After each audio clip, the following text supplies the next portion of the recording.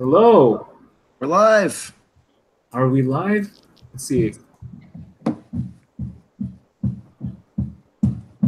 Oh, yep, there it is. I see it coming. Oh yeah, okay. There it is. What is up, people? Let me tweet this so that we can get some more people in here. All 5 people. Three of them. 3 of them is us. Oh, we're up to 8. Look at that. Boiling point. Boiling point. There he is. Freaking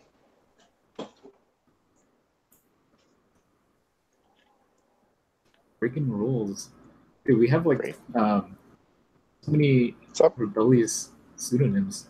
What's up, guys?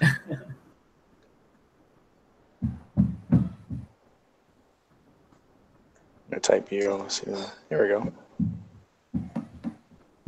Charles, Awesome. J-Mac. J-Mac's on.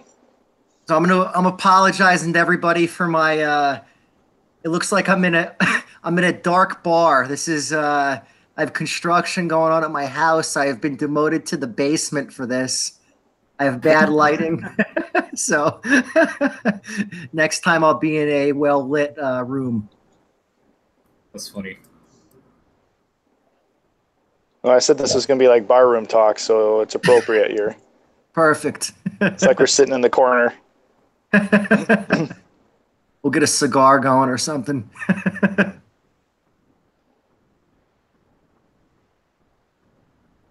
Dude, I love cigars so much. Cigars are great. A great business for crypto and Litecoin processing. Yeah, why is that? Because credit card companies do not like online tobacco. So if cigars want to sell across the country, we cannot set them up as merchant accounts. They have to go to like a really high-risk processor. So, yeah, big opportunity for Litecoin processing. Yeah, that's probably something you could touch on is the concept of high risk. I don't think everybody understands that. They probably think like, when you think high risk and loans or something like that, but this is high risk from your perspective of, payments. Yeah, perfect. Yeah, great. Yeah, good call, Dave. So high risk for merchant accounts is different than like what you're saying, high risk for loans. It's basically processing companies in the industry kind of like blackballs certain business types if they have a high level of disputes or chargebacks, which what I mean by a dispute and chargeback, that's if there's like a card holder, if the card holder has fraud or there's something like that, and then the charge gets canceled or charged back. So certain industries that have a high level of those, credit card processing companies don't like to really take them on because there's a high chance for loss of money. And then you get online tobacco, you have something that's age restricted. So that's a whole nother set of issues right there with the age restrictions. So it's just an industry that I've always had problems getting set up. Are you seeing a higher response from them than perhaps others that aren't high risk? Yeah, anything that's kind of high risk in the merchant world is a perfect opportunity for Litecoin payment processing because, again, they haven't had smooth sailing with credit card companies. So when you talk to them, hey, there's another way to process an electronic payment, they're very willing to listen. They're like, oh, what is this? What does it entail? And then when you tell them, the whole thing is that when you say Litecoin cannot have a chargeback, and again, that's that cardholder dispute. So when a business hears that, it really kind of enlightens them. They're like, well, what is this? Tell us some more about it. They want to know why. Why can't it have the chargeback? Yeah, I feel like that would make it more of an incentive for businesses to accept Litecoin. Just because once the payment is sent, there's no such thing as chargebacks. And so it puts less risk on the merchant. Absolutely. It cuts the risk down tremendously. It just, again, it changes the whole dynamic of the sale. When you pay with a credit card, you just kind of can, you can spend, you can feel like a big shot. You have absolutely no risk. You review the bill at the end of the month, you decide if you want to pay or not. If you don't like a charge that you see on there, you get to call the credit card company up, tell them, hey, I don't like how this looks. That wasn't me. With crypto, it's different. If you send Litecoin, and you're paying a few pennies to actually send it. So again, just changes the whole dynamic of the sale, which is definitely needed, because there's a lot of stuff gets taken advantage of with the current system. Yeah, dude, that like we have somebody on the channel saying that like companies, it costs like thousands of dollars a year, like minimum, like the whole chargeback concept. Would you say that's pretty accurate, John? Yeah, I mean, it could be way, way higher depending on the business type. And the whole thing is with these chargebacks, let me explain why they're so bad for the business. The rule was always that as the card holder, you could dispute a charge for 6 months after that charge took place or whatever. So as the business, you had to keep your paper receipts for 6 months, and in case there was any problems. But I'm seeing it go out past that now. I've seen chargebacks from 9-10 months prior to when they're being issued, and it really blows me away. And they're getting more strict with the merchants, where they're siding more and more with the card holders, and the merchants are losing money more and more. Why I think this has happened is because it's on the credit card company's end, the banks that issue these cards are all competing with each other for, they're saying, hey, we have the best buyer protection, the zero fraud liability. Spend, spend. You don't have to worry. Right. Yeah. I love it, dude. So, sorry, go ahead. Yeah, I mean, John, like you tweeted something last week, maybe a couple weeks ago, that went like viral. And it was this idea of you printing a QR code on a receipt or something. Can you take us through like what that was about? Yeah, sure. So I'm really pumped that I kind of thought that out to actually do that.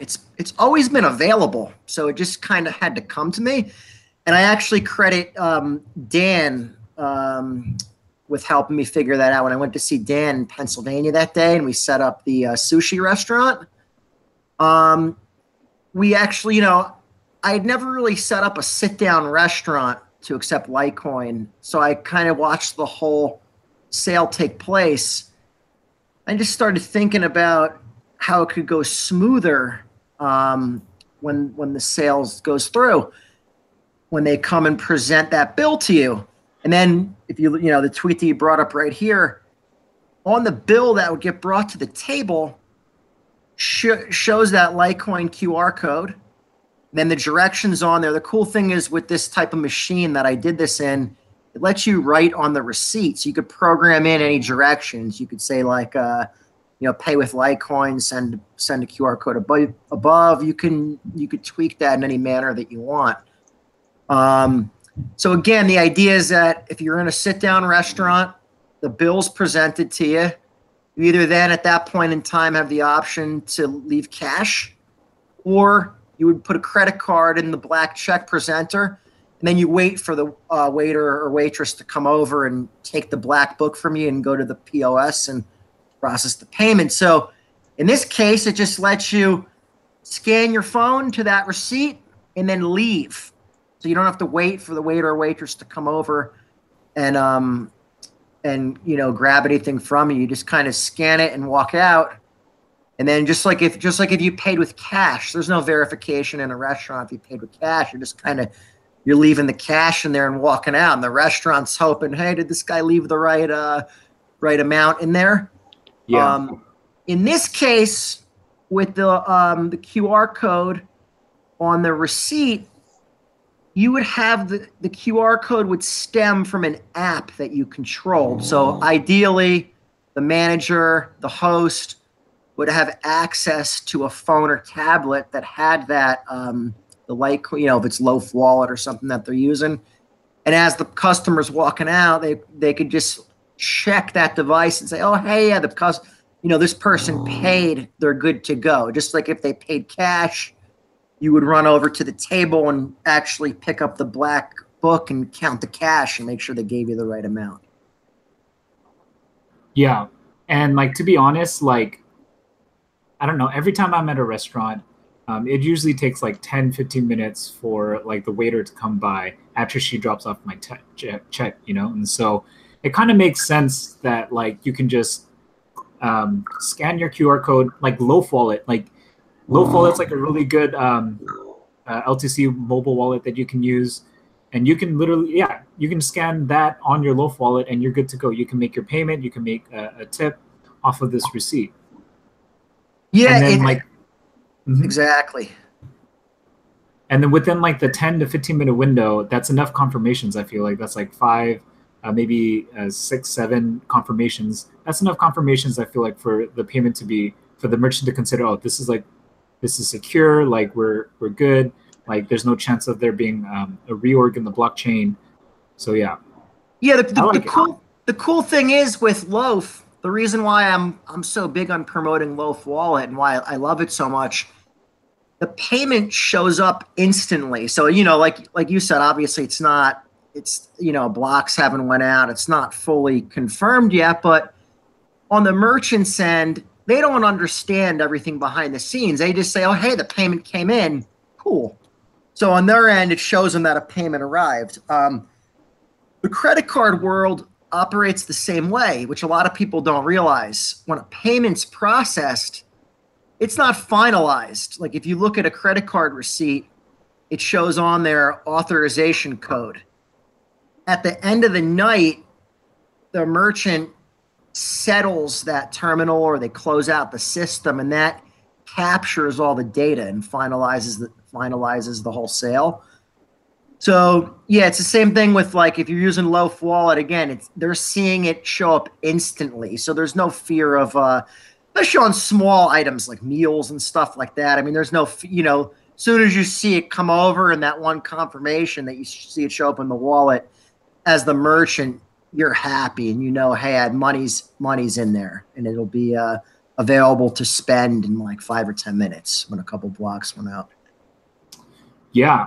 So we were kind of talking about like POS systems before, and you mentioned that, and it's something I didn't know, that it actually, merchants would want to separate tips and payments separately. Can you like talk us through that? Yeah, sure. So this is actually really big. You're going to see in general the whole dynamic kind of changing and how payments are processed. So one thing that I actually tweeted about it in the last week, I said credit cards are an honor system, you know, and Bitcoin and Litecoin are based off of math. So again, in this honor system, when you go to a restaurant and you pay $50 and then you want to give the waitress a $10 tip, at the end of the night, before that machine or that point of sale system closes out, they have to adjust that credit card sale and say, hey, it's now $60. It's not $50. Well, they could write in whatever amount that they want. So we see this happen all the time also. We just saw a $900 tip come through that was supposed to be $9. Jeez. Now, you see what problems this could create because it took the actual cardholder over 1 week to get the money back in their account. Now, yeah, if this was a debit card that they used, it's a huge problem. So you're going to see that system, the credit card companies are going away from it because I don't know if you guys realize it or not, Visa, MasterCard eliminated the signature requirement effective April of this year. Interesting. Now most places you go in are still going to have you sign, because their systems haven't been updated yet for the new changes. You have to actually go in and like do like a software update. But the fact that they're getting rid of that, everything's going to Apple Pay or like, a digital payment like that, or you're going to use the credit card and it's going to have a PIN number tied to it. So you're going to have to do more tipping up front. So again, you're going to see again, I'm going back to that, you're going to see the dynamic of this change. So with Litecoin, again, when we show in that black book where we have the QR code for the payment for the restaurant, then we have the separate QR code that the waiter or waitress would control. And the whole idea is that you can send the tip money to that waiter or waitress directly without getting the restaurant involved. Because when it's a credit card tip, the restaurant gets the money, then they have to pay it out in the person's payroll check, or a lot of restaurants don't even do that. They just go into the cash register and give the person cash at the end of the night. So you're going to see a lot of changes in the next few years, which is exciting because it's a big opportunity for, Litecoin and cryptos to take over, because the rules are changing. It's going to be more hindrance for people processing credit cards. Yeah, speaking of tipping waiters directly, that's something that Dash does like every single time he goes out. Yeah, try to anyway. Yep. Oh, you said Dash for a second. I'm like, wait, Dash the cryptocurrency? David Schwartz. That's my nickname for him. David's the man. If you're at a restaurant, you want to be waiting on him. He's gonna have people tipping you from New Jersey and all over the world. Yeah, the one guy that the pizza joint I went to with my wife a while back. That was crazy. That dude made like $80 in tips from people all over the world. He was so excited. Dude, $80?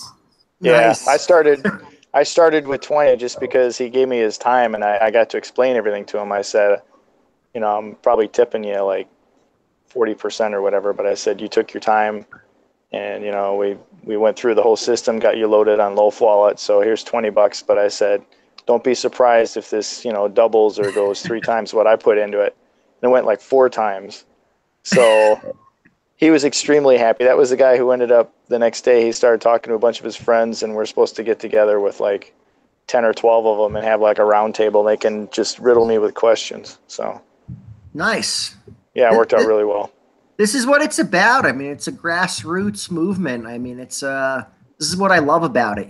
This is not huge companies pushing this forward. It's us. We're talking right now on a live stream. I mean, we're going out and doing it and making it happen. So it's great. But Dash, what's your mentality when you go to these restaurants? Are you thinking like, all right, I'm gonna go eat at this restaurant with some friends or with my wife, and I'm gonna try to convince my waiter to accept Litecoin? Like, is that your mentality, or is it just kind of more organic? Like, oh, you're just like hanging out with your friends, and it just kind of comes about naturally. So the first one was we were on our way. I was at a manager's meeting for where I work, and we were on our way to like a ribs joint, and it just kind of struck me on the way. I'm like, I have this money just sitting in my Loaf Wallet. I feel like it's burning a hole in my phone. I want to start sharing it. So then the waitress came over, and she seemed, this is probably me stereotyping a little bit, but she was probably about 20, 22. And I was like, okay, she'll probably be more open to it than somebody who, maybe in their, 40s or 50s or something, and they're still waiting on tables because they enjoy doing it or whatever. And I just asked her, I said, hey, if I pay for everybody's tip here at the table combined, would you be willing to accept it in a cryptocurrency? And she was like, can you even explain what that is? And then I explained, have you ever heard of Bitcoin? Well, I have some cryptocurrency and something called Litecoin that's very similar. It's a little faster. And you can use it for anything, cups of coffee, whatever you want. And so then she was like, yeah, that sounds great. And then she left, and then the guys at the table were like, what are you doing? They had no idea what I was doing. And so then that's the one where I started talking to a lawyer and a another analyst guy, and they just got super excited about it.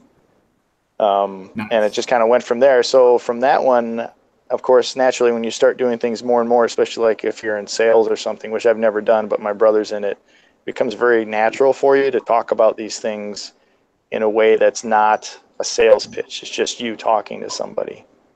And so the more I did it, the more it became very natural. And, you know, they usually have the same general questions when you're talking to them. So you're already prepared for it by the time you've done your third or fourth one. And it's really just a conversation. I'll just be like, hey, look, I really enjoyed your service. I want to tip you, but I was wondering if you were open to doing it in a different way. And then they're usually like, well, what do you mean? And then that's when you go into it and you just start explaining it. And most of the time, they're more than open to do it. Some of them you have to do it on the side. You can't do it right at the table just simply because it takes a little time. And of course, you know, they're trying to help other people. Yeah. But I mean, the loaf wallet downloads so fast. And just to get it set up, I mean, they already have a pen and paper because they're waiters and waitresses, and they just write down their 12 keys. They shove it in their wallet or whatever, and then I say, okay, put your phone right here on the table. I'll put mine right next to yours. I'm going to put in this amount, and I press the button, and literally when I press it, it shows up on their phone, and they're just like, that is the coolest thing ever. You know, I got to tell my friends about this. And then they go back and they tell the other waiters or waitresses, and it just goes from there.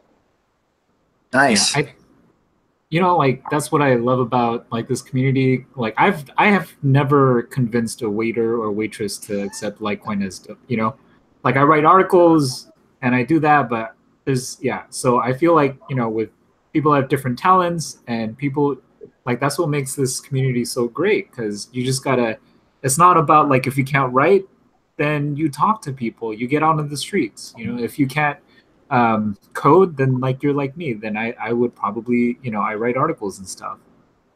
Yeah, but you do good articles too. And you got people like you got people like Panther. I mean, he goes out and he, you know, just walks up to a Cinnabon and starts talking to the lady and is recording it. It works great.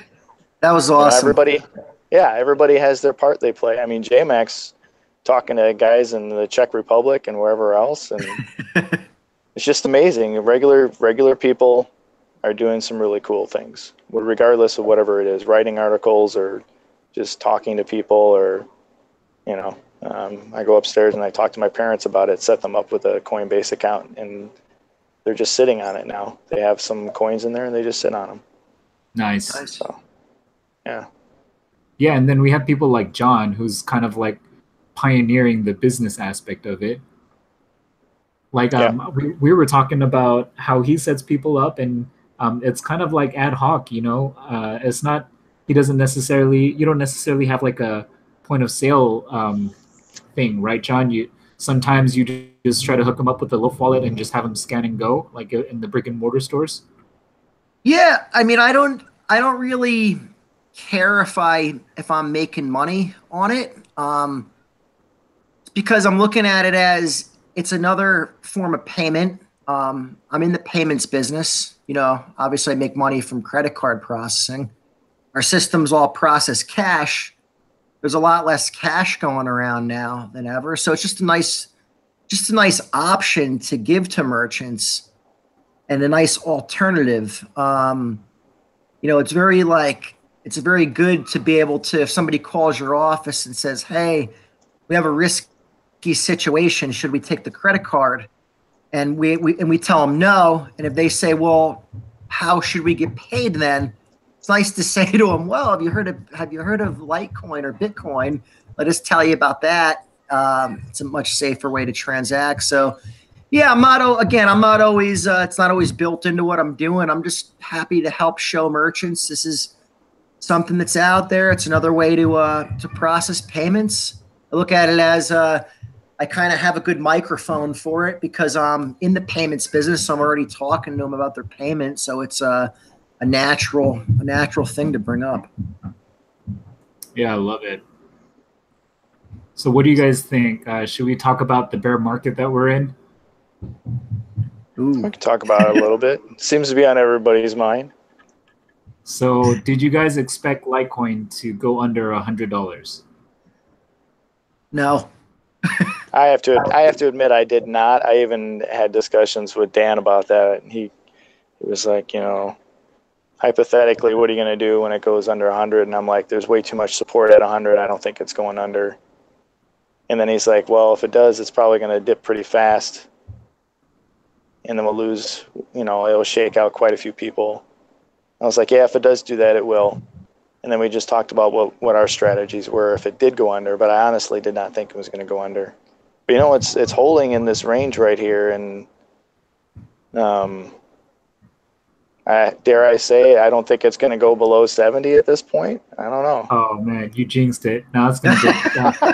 It's going to go down to 50 now. It's all Dash's fault. Hey, I'm for the most part, I'm still okay. Most of mine I got accumulated between 47 and 60, so I'm okay. Yo, nice. You were picking up a lot last like September and October. I started when it was moving really fast between 40 and 70, and I got my first one somewhere around mid 60, and it shot up to I think like 90, 94 or something, and then it came back down, and it settled for a long time. Yeah. In that whole 40, 50, 60 range. So anytime it got below 55, I'd try and pick up 3 here and 5 there and whatever else. And so, yeah, my average was like, I think around 55 or 58. I was loading the boat in the fall too. And it was a very fun fall. I was just explaining to somebody that probably one of the best times of my life. Like someone asked me, they're like, "Am I mad I didn't sell more? And I didn't sell." I said no. They said, "Well, why not? You could have bought back in now." I just said, I had such a good time that it's just like, that to me was worth it, I guess. Yeah. What about you, E? I did not expect it to go under 100. So I was pretty shocked. But honestly, we've been doing a lot of stuff for the Litecoin Summit, and I've been busy with some other projects and stuff. So I really haven't had much time to focus on the price at all. So when I see it dip under 80, then I'm like, okay, maybe I'll buy one. So I bought one yesterday. I bought one maybe the day before that, but I'm trying to pick them up while I think they're cheap.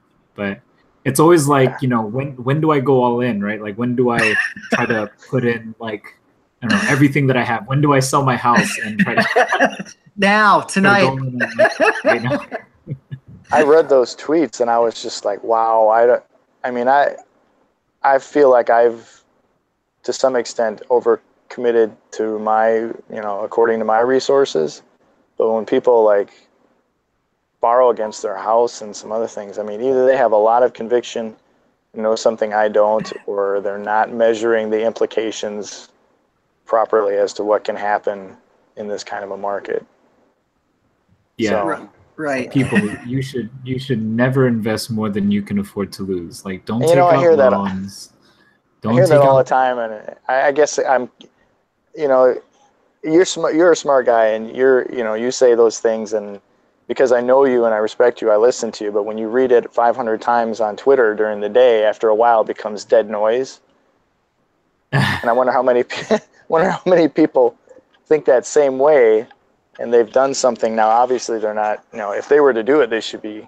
I'm not saying they should, but if they were to do it, they would do it now, right? Versus when it was at 314, or I think it topped out at 400 for a couple seconds and came back down. That's crazy. I don't know. What do you think, John? I would say these prices, in a way, when I started really buying in was probably, last summer and fall. And it started moving so fast at the end of November, December, that it was euphoric. It was a great, great time. But I didn't really get enough money in where I was like, hey, I have enough cryptos for, for my family's future. I was like, man, the prices kind of went up before I had time to get more money in. So looking at it now that it's, now that it came back down, I'm like, hey, now I can start accumulating again, and just be smart about it, though. I'm obviously like anybody else. I'm not I'm not mortgaging the house to put in, but you know, I'm a big believer in you should never go in on big lump sums in this. Like I'm just kind of tell people I'm not buying cryptos. I'm just converting dollars into Litecoin or Bitcoin. And every month I convert some USD into Litecoin or Bitcoin and just kind of put it away, you know, put it in cold storage and move on with my life. My whole thing is I want the world where we're using this all over as real money. You know, I'm not really a guy that wants to sell back into US dollar. I'm really think like, hey, I want to just use this as real money. I'll buy the house with the Bitcoin or Litecoin, you know? Yeah, I think if I were to do it for that, I would take dollars, convert it over, and then use it right away. The stuff that I'm holding on to is more for, you know, like paying off some debt later on, or you know, if you can buy a car without having to borrow any money, something like that. You know, some kind of something that's, and I you know, honestly, I'm such a conservative when it comes to money. Sometimes I wouldn't even use it to buy a vehicle if it's not going to produce any type of passive income for me, or something to that effect. I'm probably not going to spend it on it. I'll just sit on it then, because if I'm not going to get some fruit produced from it, I'm just going to get a vehicle that devalues over time. It's probably not worth it.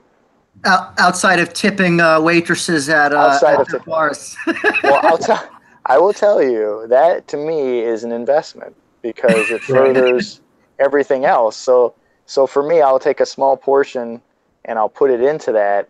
And I got to say, we were talking about community earlier. There are some fabulous people in this community who have contacted me and actually have provided some of that Litecoin that gets tipped out to people. So now it's not even all my own money anymore, because they realized the benefit that they see when they see that waiter in the photo, you know, all happy, and they're spreading it to other people. So I've literally had people put money in, or put Litecoin into that wallet that I use, and it's only used for that. I use my Loaf wallet for nothing else right now. So nice. Yeah. Well, like on another aspect of it, like Crypto Reven said that he or she buys Litecoin over fast food. And I think that's smart. It's awesome. It's great. Like, actually on Reddit, I'll actually see a lot of posts that say, oh, I gave up drugs to buy Litecoin, or I gave up drinking to buy a Litecoin. And it's just funny, because when people think about, when they think that their financial security is something tangible, like it's actually, you know, I might actually be able to be financially independent in the future. It's crazy the type of habits that we start cutting from our lives, right? Like whether it be like fast food or drugs or alcohol. It's a lotto should be one that people cut out, because I tweeted about this. I put money into a Bitcoin ATM last week. Somebody said to me, well, aren't the fees high?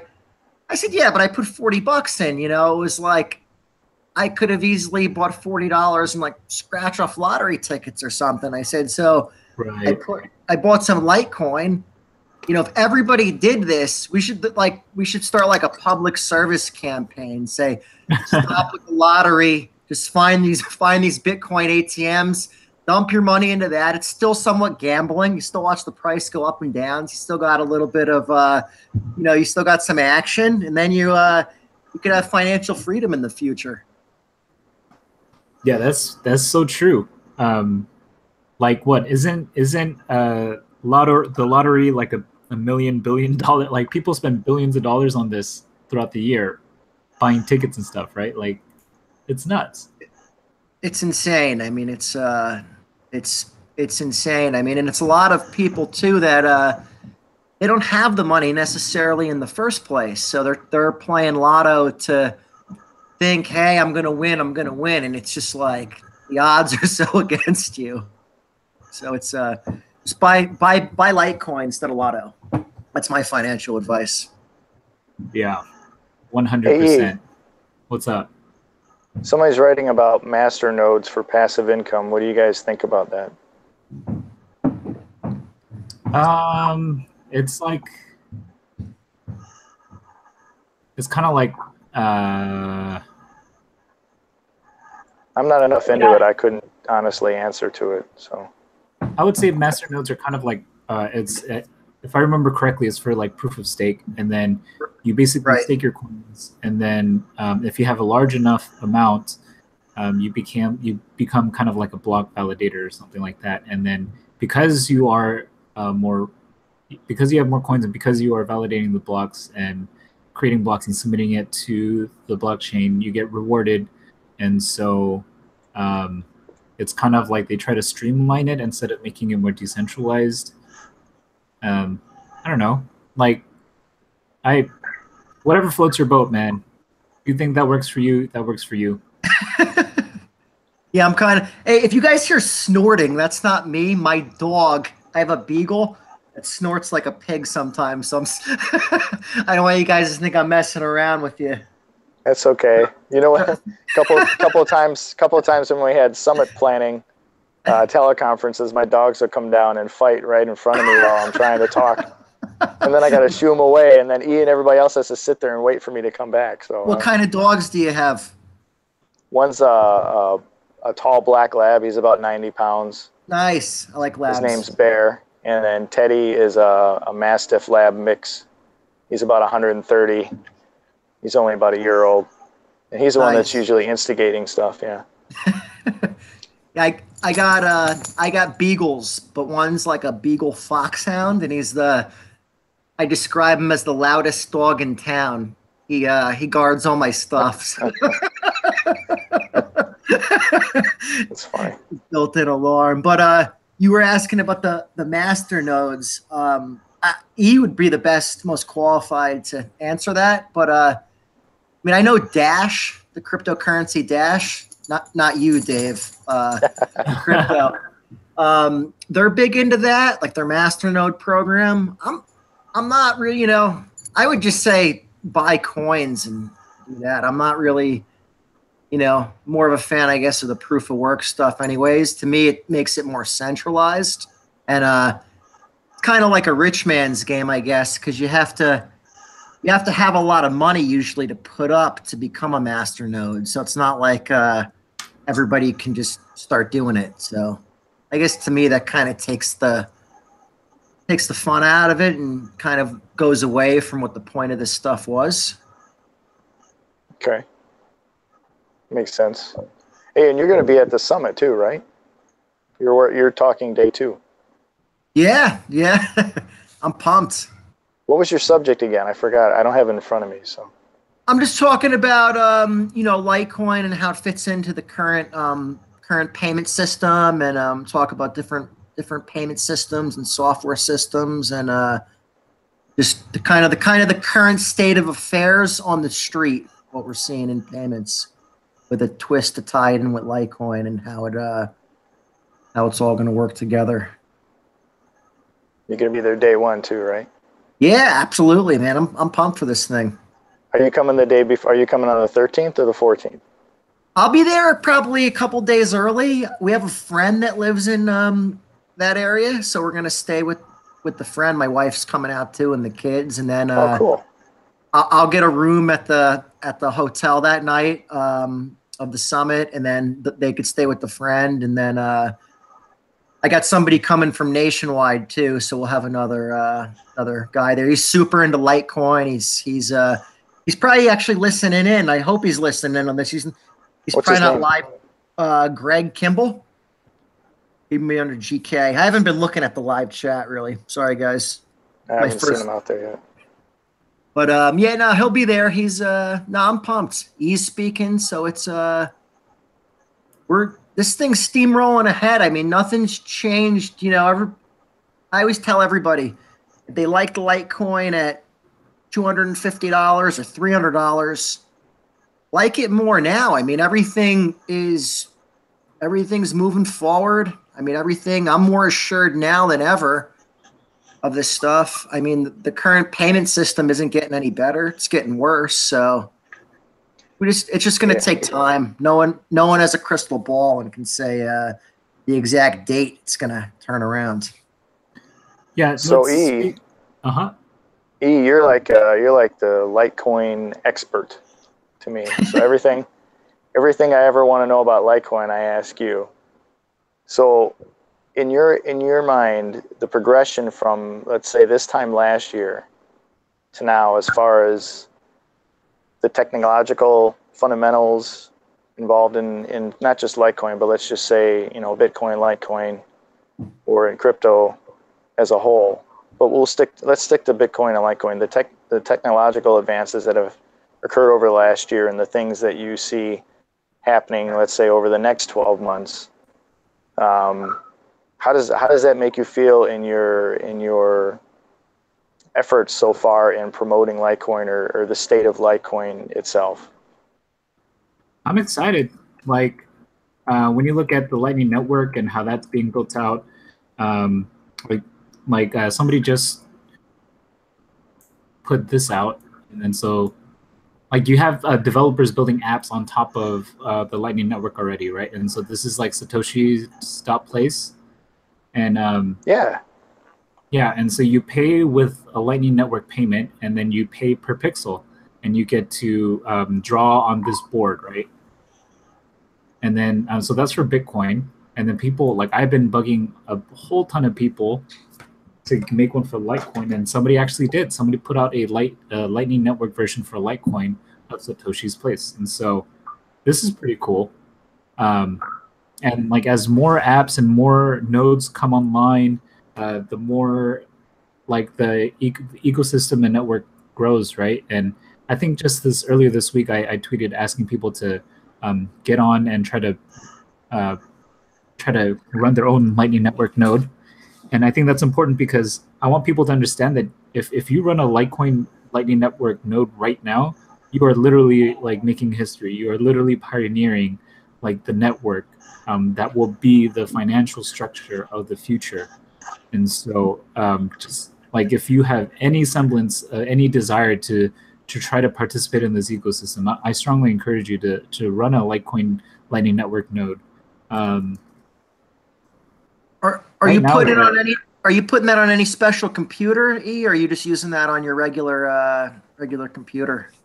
Just any regular computer works. Like I have guides for Mac, and somebody else wrote one for Linux, and I think there's another one out for Ubuntu. But whatever your processor is, there should be like at least a Bitcoin equivalent for a Lightning Network node. And all you got to do is just figure out how to follow like my steps here. Follow my steps. You did the whole thing on it, didn't you? Yeah. All you got to do is follow my steps to install Litecoin D, right? So from this point on, you do this first, and then you stop, and then you start over with on the guide for Microsoft, and you're good to go. And you just follow that the Microsoft guide for Litecoin Network LND node, and you can set it up yourself. So right now we have about like 52 nodes. Yeah, I wish we had more. I wish we had more nodes going on right now. So there's like how many do they have on the Bitcoin one? 1,000 or? Oh gosh, they have a lot. I'm gonna try and do it in a couple of months. Really? Yeah, just not right now. But I'm gonna need your help. Yeah, can I get a private session on how to do it? Yeah, we'll see. How long does it take to download everything? What's it going to take? It takes probably a few hours. My guide takes about like 4 hours top. Yeah. Okay. And if you don't have any, yeah, this is the Bitcoin Lightning Network node. If you don't have any issues, it should take about 4 hours. Yeah, so they have 2,000 nodes. Okay, so it'll take me about 12. All right, I'm gonna make I'll have one set up by next week. Wow, dude, that's props to you if you can pump it out, man. I'll set one up by next week. I'm gonna need your help though, E. I'm more into the We'll regular try. wallet. I'll give it a try. We'll see what happens. I'll try to follow your steps, and I'll be hitting you up on Slack. You'll be seeing the Slack DM come through. For Help. sure. How long do you guys think till Lightning Network scales to like the masses? What do you think it's going to take? How many before, like, you know, the public is really using this stuff as far as Lightning Network goes?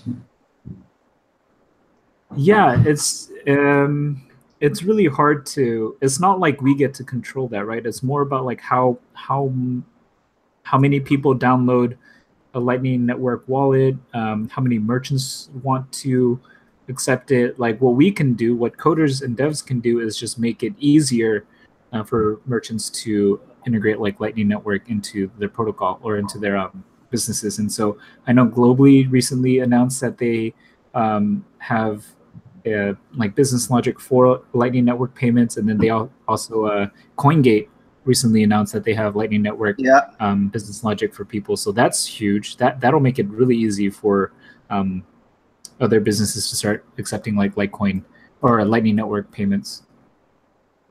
Yeah, Globee, I think, actually had has an integration into Shopify on the Lightning Network, like a Bitcoin Lightning Network integration into Shopify, which was pretty cool. That's a lot of from what I understand, a lot of businesses, website businesses use Shopify. Yeah, Shopify is great. If you look on my Twitter, I have like an affiliate thing for it. It's a really good e-commerce platform. It has a lot of different crypto integrations, which is cool. So they're not, I don't like things where people are pigeonholed into just using one. So this gives you, you can use Coinbase Commerce, Coin Payments, Globee, BitPay, multiple options for credit card processors.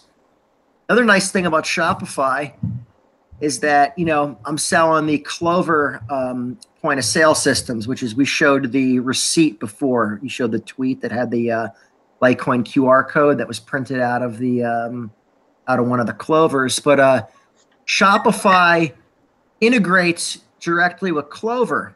So what's cool is that, a place can have be selling online, payment comes in, maybe it comes in from a Lightning Network wallet or something into Shopify through that Globee integration. But they could then integrate that data into the Clover.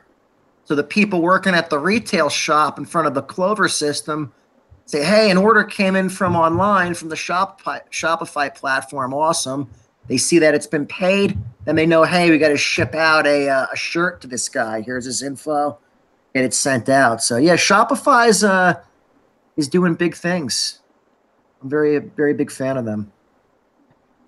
Nice. So I thought what would be cool is if we did a little demonstration of what it would look like to use something like this. The Million Litecoin homepage. And so what I did was I set up my Lightning Network LND node for Litecoin. And I'm running the Zap wallet on top of the LND. And so this is just kind of like the skin. And so what I'm going to do is I am going to add this little sucker. Oh, do you guys see it? Why isn't it showing? Add this little sucker to to Satoshi's Zap place right here. So you can copy and paste onto it? Yeah, and then so you actually click this right here, and then it'll here. Let me test this real quick. So can you because I saw the Bitcoin one, it's pretty busy. Can you like put stuff on top of other people's stuff? Yeah, you can, but they disincentivize it a little bit by making it more expensive to overwrite other pixels. Ah, okay. Because I saw a Light School one on there. You had Light School on there, and then there was I think I saw your avatar or your snoovatar or whatever you call it. Uh-huh. Don't paste over the light school. I was gonna, All right, so let's try to stick. So you click on this picture right here, and then let's try to stick the sucker right there. So what you're gonna do, you just do that. It has to be in the PNG format, and then you just click it, and then you publish your pixels. Yeah, 1 Litoshi per pixel. That's by default. You can add a message if you want. Go. Actually, I haven't done this before. I don't know if this shows up. I don't know if this shows up on the board yet. But so this is an invoice that you get sent, and you have to click it in here,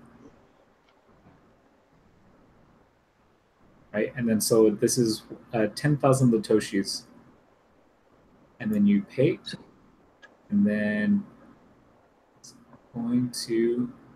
And so right now what it's doing is it's queuing like all the different, yeah, see, it went through. And so now it's on the board.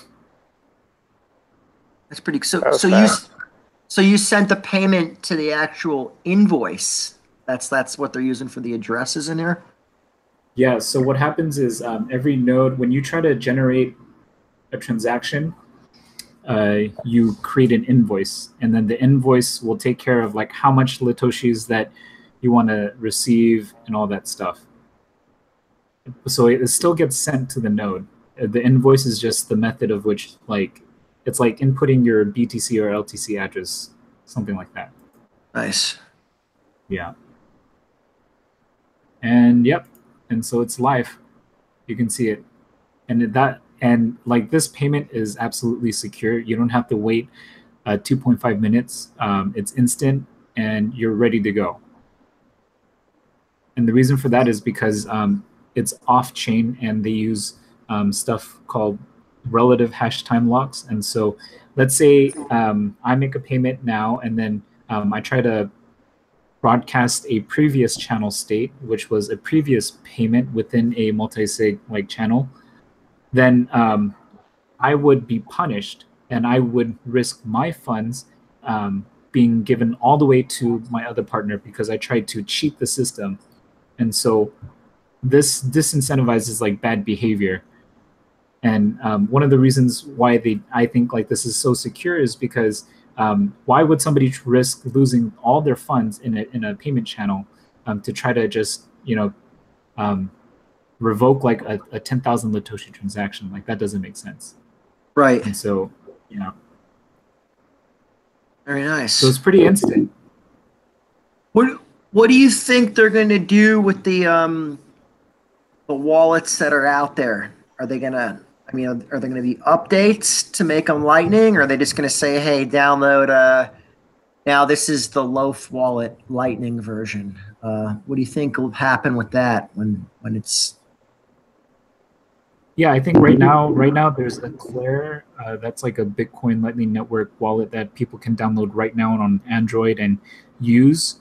And I've heard it's like pretty easy to use. I think Nick actually wrote a tutorial on using the Claire Lightning Network wallet and getting on Satoshi's place. And so we just need more wallets to kind of add that and into their services. And I think that would be the easiest way because just, this is as fast as Visa, right? Like imagine paying for food, like with the Lightning Network, it's instant. You don't have to wait 2.5 minutes. You don't have to put your transaction at risk of being double spent through something called zero confirmation if you're Bitcoin Cash, right? Like that's kind of stupid to me. You can have instant payments and have it secure and disincentivize bad behavior through punishing contracts with the Lightning Network. And I don't know, that just makes sense to me. Nice. Hey, E. What's up? So Preston's talking on here about hash rates climbing and the price of hash rates climbing in both Bitcoin and Litecoin, but the price has been going down. Normally, Yeah. they run concurrently. So I asked him, what does that tell you? What do you think? I don't know if that's necessarily true. It's not always the case. Like, people always try to find indicators. Well, if this happens, if this goes up, then that means Litecoin's price for sure is going to go up. I think it's really hard to actually determine what makes price goes up. And so, for example, this is like Litecoin's hash rate right now, and it's actually petering out, evening out. And it is because the price has gone down. And so it isn't profitable for miners to be mining right now. It just costs too much money. And so they're turning off their miners, waiting for the moment when Litecoin climbs back up. And so that's one of the reasons why the hash rate hasn't increased consistently. Because it's because of the price. And then if you look at mining profitability, so this is like all estimates, right? This isn't like set in stone, right? It gives us a good indicator of like what the ecosystem is, the mining ecosystem is like right now. So if we take a year-long perspective, see all this. This is how profitable it was like back in 2017, like mid 2017. So my hunch is that all these people right here, they loaded up on their Litecoin, and then in December, my hope is that they cashed out on quite a bit of it.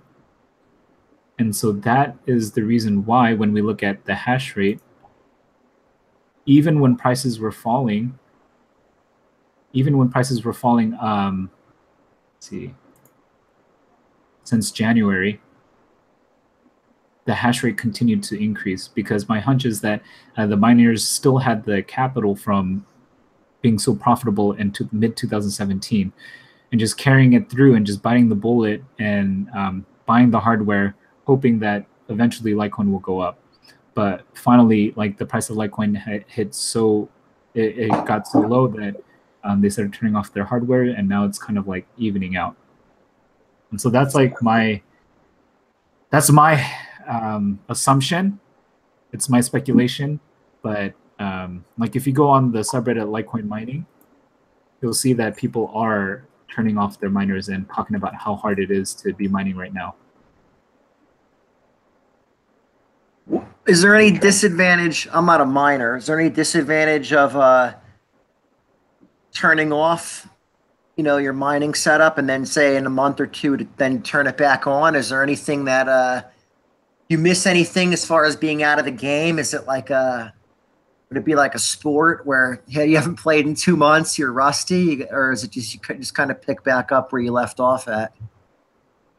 Yeah, I think I don't think you're at a disadvantage in that sense. I think you're in a disadvantage in that you miss out on the block rewards, right? And so just like how if I buy a Litecoin cheap right now, all these miners are getting Litecoin for pretty cheap, and eventually, like, that price, they're missing out on the block rewards that they could have earned had they kept on mining during this period. And so there is that kind of aspect. And the disappointing thing is that it kind of prices out the independent miners. It prices out the people who don't have too much money.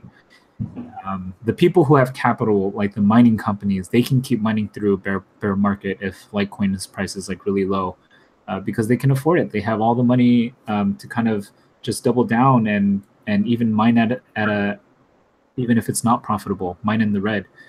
And so that's a little discouraging, but I'm sure once the bull market comes in, we'll see a continued increase in hash rate.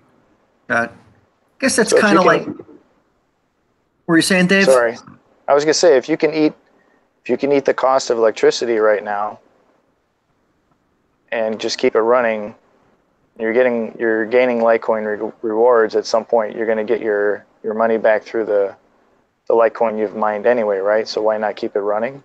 Plus, you're not getting a return on investment on the equipment that you have for mining. Granted, the mining for Litecoin is different than mining for Bitcoin, but my understanding is the equipment can get outdated extremely fast. By the time it's out there, it's basically outdated, right? Yeah, the the overturn in the hardware is pretty high, the frequency, but like to actually run a miner, it costs a lot of money. It costs a lot of electricity, and so that's one thing to consider, because they gotta pay their monthly electricity bills, right? And so it's not like they can just mine in the red forever, especially if they're independent, especially if they don't have especially if they don't have access to capital that they can just kind of tap into. And so, yeah, that's one of the reasons why I think people are just like turning off their miners right now. It's pretty interesting, though. It's almost like kind of ties in with how like normal business would be. I mean, bigger companies can kind of sustain losses for a lot longer than small companies can. I guess mining's almost no different. And what do they do when the smaller businesses, when they can't compete like that? They either buy them out or they extend their influence in whatever field that they're in. And so it's and then they either buy them out or business just goes under. Is how it kind of happens in the real world. So yeah, it's very, very interesting. The other thing, the way to look at it is look at the future price. So like you said, Dave, you're mining now, but it's based on if you get a big bull run again, you base it on the future value. Then you look at it, the price that you made during this time was you were making a profit. But I guess like you said, it's hard if you're in the red for too long. These independent guys, they got to pay the bills, and at some point the jig is up. Yeah, so this is a post that I found on Litecoin Mining, and this is about a week ago. And people, so he turned off his Litecoin miner, and you just read through this thread, and people are just, like you'll see how it's because of how unprofitable it is right now, because Litecoin's price is so low that people are trying to save money and turn off the miners. Like some people are trying to bite the bullet, but it's like this whole thread talking about this.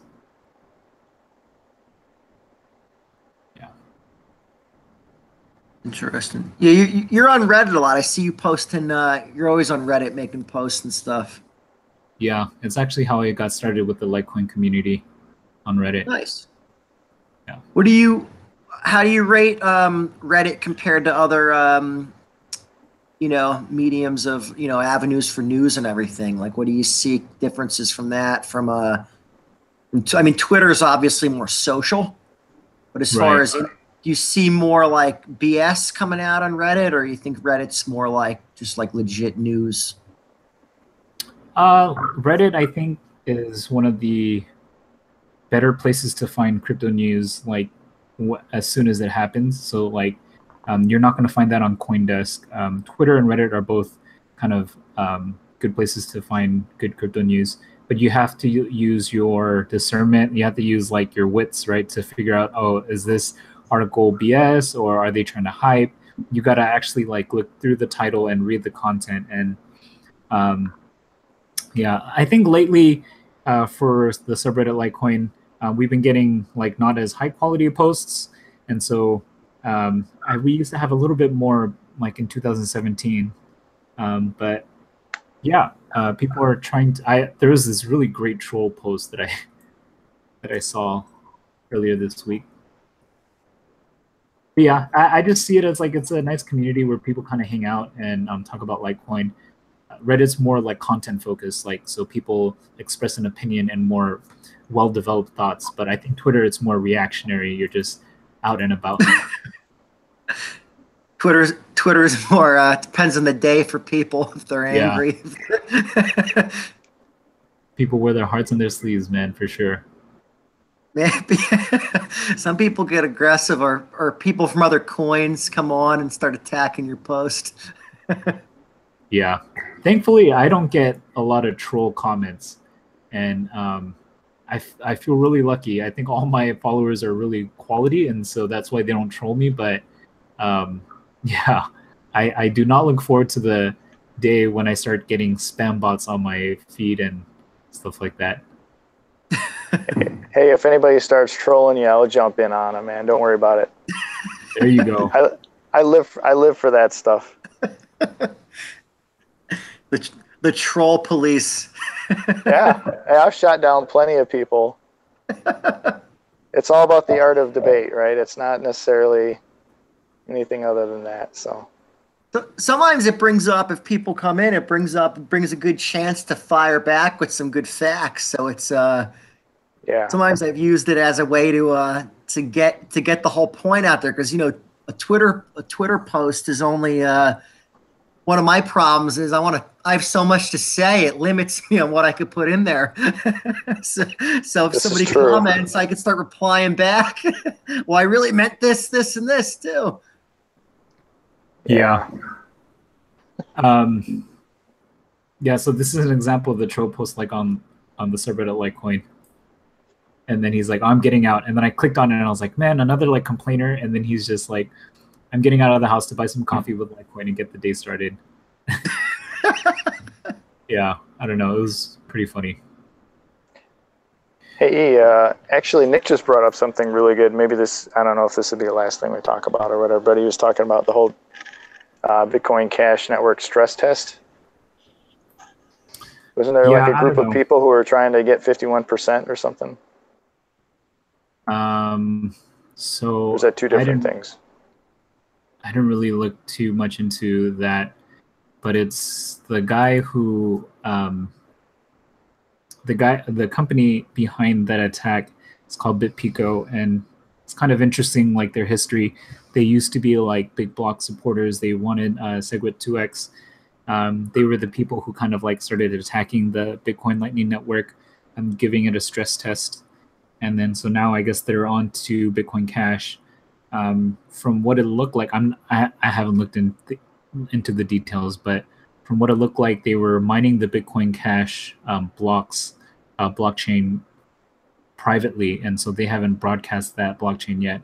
And I think that's part of the attack that they're trying to implement, and they're going to try to cause a chain split in that way, because when they submit their blockchain, it's going to have the most hash rate and hash work in it, and it's going to be longer than the current Bitcoin Cash chain. And the reason why is because the hash rate of Bitcoin Cash is so low compared to what Bitcoin is. So like even if you take like 10% of the Bitcoin hash rate, you can effectively attack the Bitcoin Cash network. And so yeah, we'll see what happens. Maybe I should take a look at what exactly the attack that they're doing. But yeah. Huh. Nick's a smart kid. He's always coming up with some good stuff. Yeah. I call him E's protege. He won my one of my contests that I had the other night, and he was like he had so many like facts and stuff, he just kept spitting back. He was like the undisputed winner. That's funny. Well, hey guys, I'm gonna have to split. Yeah, me too. Thanks for coming on my show. Thanks for everyone hanging out. Yeah, thanks for having me. This was a lot of fun. All right, I'll talk to you guys later. Take care, care, everybody. Good night. All right.